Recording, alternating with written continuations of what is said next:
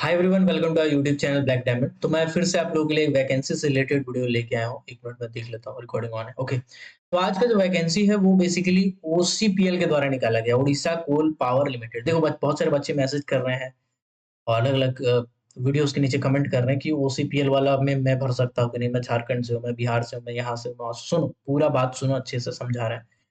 तो बेसिकली यहाँ तक आप पहुंचेंगे कैसे, वैकेंसी ऑथेंटिक है कि नहीं कैसे देखेंगे। तो ओसीपीएल लिख के आपको कैरियर लिखना है और सर्च करना है। सर्च करने के बाद आप यहाँ पे कैरियर ओसीपीएल में लिख के क्लिक कर सकते हैं इसमें पर्टिकुलरली। तो जो करंट जॉब ओपनिंग है वो डायरेक्टली यहाँ पे ओपन हो जाएगा। जो न्यूज़पेपर का एडवर्टाइजमेंट वायरल हो रहा है, आप यहाँ से क्लिक करके डायरेक्टली उस न्यूज़पेपर का एडवर्टाइजमेंट को देख सकते हैं। ठीक है, यही आप देख रहे होंगे, यही आप देखे होंगे। और एडवर्टाइजमेंट नीचे जो दिख रहा है आपको वो ऑफिशियल एडवर्टाइजमेंट है जो कि आज निकाला गया है। तो इसमें क्लिक करेंगे तो एडवर्टाइजमेंट आपका ओपन हो जाएगा। ठीक है, चलिए अब आते हैं डायरेक्टली टॉपिक के ऊपर। तो ओसीपीएल बेसिकली एक स्टेट गवर्नमेंट कंपनी है और इसके द्वारा जो वैकेंसी निकाला गया है वो परमानेंट बेसिस पे निकाला गया। ये कोई कॉन्ट्रेक्चुअल वैकेंसी नहीं है। यहाँ पे देखिएगा परमानेंट लिखा होगा, परमानेंट पोजीशन है, मतलब पूरा पूरी सरकारी समझिए कि आप सरकारी नौकरी है, क्योंकि ये गवर्नमेंट ऑफ उड़ीसा के अंदर में आता है। ठीक है, owned by government of Orissa पूरी तरह से है। यहाँ पे स्टेट नहीं लिखा हुआ है कितना परसेंट, पूरी तरह से सरकारी है। बट ये स्टेट गवर्नमेंट है, उड़ीसा सरकार के अंदर में आती है। इसमें कौन-कौन अप्लाई कर सकते हैं, तो यहाँ पे लिखा हुआ है कि गुड इंडियन सिटीजन, जो भी इंडियन सिटीजन है वो अप्लाई कर सकते हैं। ठीक है, चलिए आगे बढ़ते हैं। तो यहाँ पे कौन-कौन से पोस्ट है मैं एक बार पढ़ देता हूँ। जनरल मैनेजर फाइनेंस का है 8 ग्रेड में, जनरल मैनेजर माइंस का 8 ग्रेड में। ठीक है, अनरिजर्व का टोटल एक सीट है।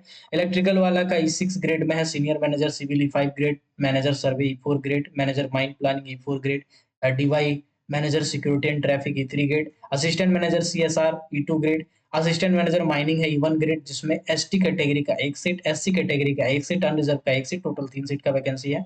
असिस्टेंट मैनेजर केमिस्ट्री का है E1, असिस्टेंट मैनेजर सर्वे का E1 है, जिसमें एससी कैटेगरी का एक सीट है और एक सीट आपका अनरिजर्व कैटेगरी का है। ठीक है, इसी तरह से मैनेजर मैकेनिकल की बात करें E1 ग्रेड का है, E1 ग्रेड का एडमिनिस्ट्रेशन भी है, फॉरेस्ट सिविल भी है, सिविल वाला भी है, और सबसे इंपॉर्टेंट जिसके लिए सबसे ज्यादा लोग देख रहे हैं इस वीडियो को, वह है ओवरमैन का वैकेंसी S2 ग्रेड। अब इसको कौन भर सकते हैं, इसको मैं डिटेल में आपको समझा दे रहा हूँ सिंपल भाषा में। देखिए, अनरिजर्व का मतलब यहाँ पे लिखा हुआ है अनरिजर्व। अब ये अनरिजर्व कौन है, उड़ीसा वाले हैं कि उड़ीसा के बाहर वाले हैं। ठीक है, उससे पहले मैं आपको यहाँ पे सैलरी बता दे रहा हूँ। ठीक है, यहाँ पे देखिएगा जीएम साहब का जो सैलरी है वो नेगोशिएबल है। बाकी यहाँ पे आप सैलरी अपना देख सकते हैं। ठीक है, मैनेजर सर्वे का 73,000 बेसिक है। ठीक है, बाकी असिस्टेंट मैनेजर का 56,000 बेसिक है। और ओवरमैन की बात करें तो 35,400 रुपया बेसिक है। तो ये आपका बेसिक सैलरी है, यहाँ से यहाँ तक आपका बेसिक जा सकता है। मतलब एक अच्छा खासा ग्रोथ आपको देखने को मिलेगा करियर में। हर साल आपका 10% का इंक्रीमेंट लगभग होता है ओवरऑल। तो ये आपका अच्छा खासा पैसा बढ़ेगा। बाकी यहाँ देखिए, बेसिक पे के अलावा आपको अलाउंसेस दिए जाएंगे जो सरकारी में दिए जाते हैं, जैसे डीए हो गया, कन्वेंस अलाउंस हो गया, एचआरए हो गया, एकोमोडेशन हो गया, मेडिकल हो गया, सेल्फ डिपेंडेंट का सीएमपीएफ है ना। उसके बाद सीएमपीएस है ना, ग्रेजुएटी वगैरह भी देखने को मिलते हैं जो 5 साल के बाद एप्लीकेबल होते हैं कंपनी। ठीक है, चलो मतलब कुल मिलाकर के सरकारी वाली सभी सुविधा रहेगी। 35,400 दिख रहा है यहाँ पे, तो 55-50 के आसपास आपका स्टार्टिंग सैलरी होगा, ये आप मान सकते हैं। 1 साल का एक्सपीरियंस मांगा गया है और अपर एज लिमिट रखा गया है 35 साल। ठीक, चलिए अभी डायरेक्ट क्वालिफिकेशन पे आते हैं।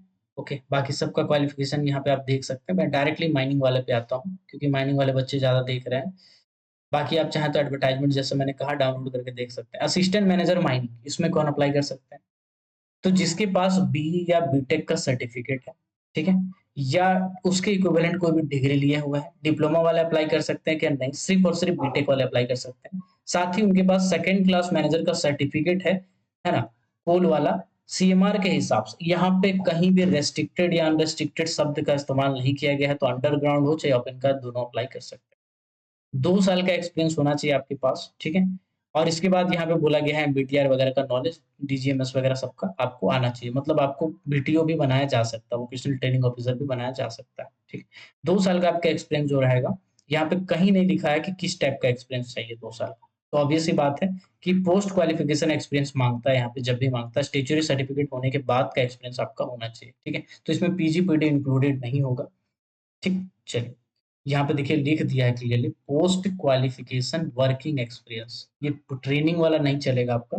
2 साल का पीटीपीटी पीजीपीटी के बाद का एक्सपीरियंस आपका होना चाहिए। ठीक है, चलिए अब बढ़ते हैं आगे। अब डायरेक्टली यहाँ पे सर्वे वाले की बात करें तो डिप्लोमा होना चाहिए सर्वे से, या डिग्री भी किए हैं तो चलेगा। सर्वे का सर्टिफिकेट होना चाहिए आपके पास, है ना, डीजीएमएस से जो मिलता है, और 2 साल का एक्सपीरियंस आपको होना चाहिए माइन सर्वे में, ठीक है।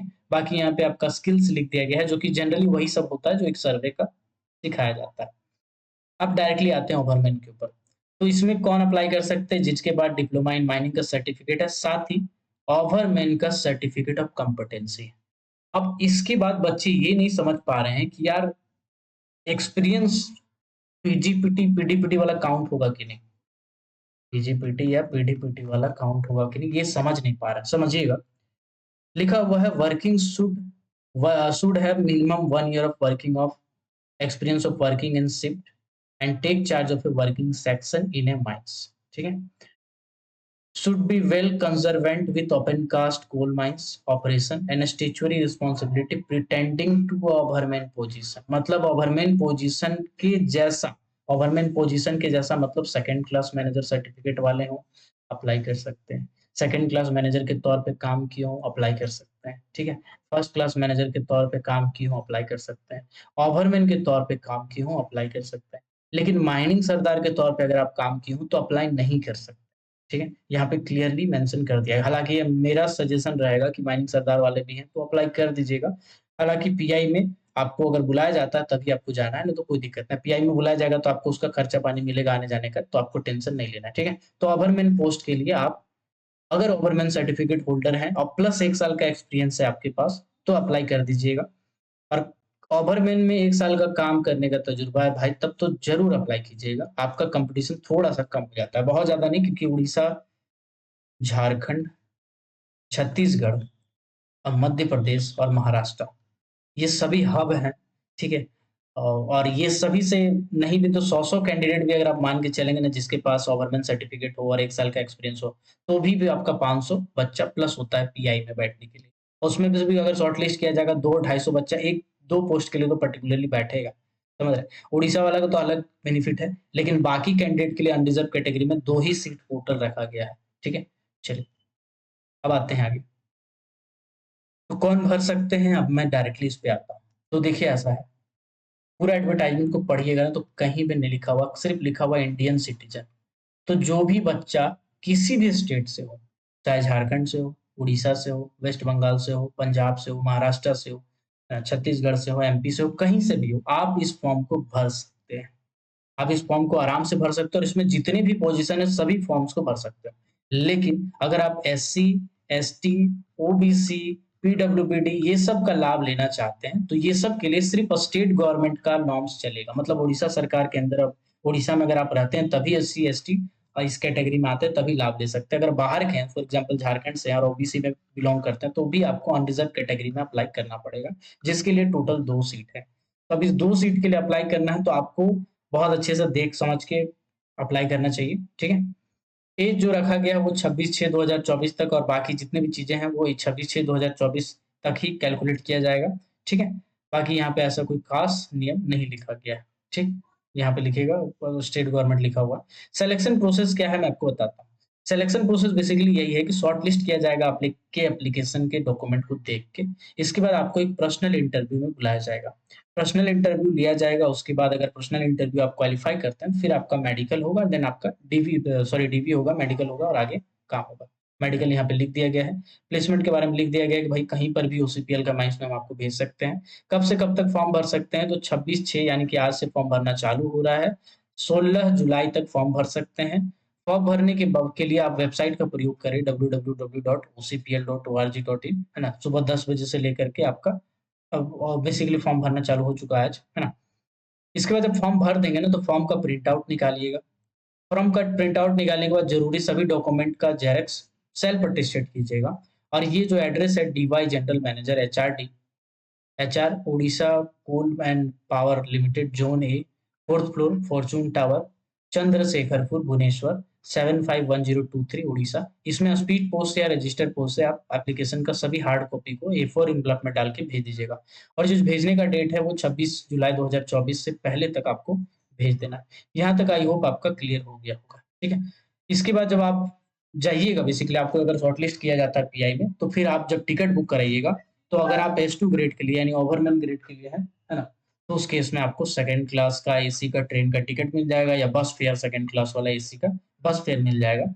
इस तरह से अगर E1 ग्रेड वाले हैं तब भी आपको सेम मिल जाएगा, लेकिन अगर आप E2 ग्रेड वाले हैं तो फिर इस केस में आपको एयर वाला जो फ्लाइट होता है इकोनॉमिक क्लास का या first class AC train bus fair जो भी आप चाहें आप मिल जाएगा। मतलब पीआई में जाने का और आने का पूरा भाड़ा सरकार वहन करेगी।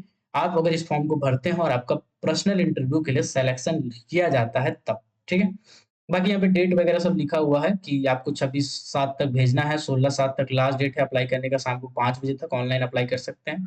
अगर आपको किसी भी तरह का डाउट है तो कमेंट सेक्शन में डाउट बताइएगा और इस वीडियो पे इस चैनल पे नए हैं तो इस चैनल को ज़रूर सब्सक्राइब कीजिएगा। वीडियो देख लिए हैं तो वीडियो को लाइक कर दीजिए। मिलते हैं किसी और वीडियो में, तब तक के लिए keep watching, keep supporting, till then जय हिंद।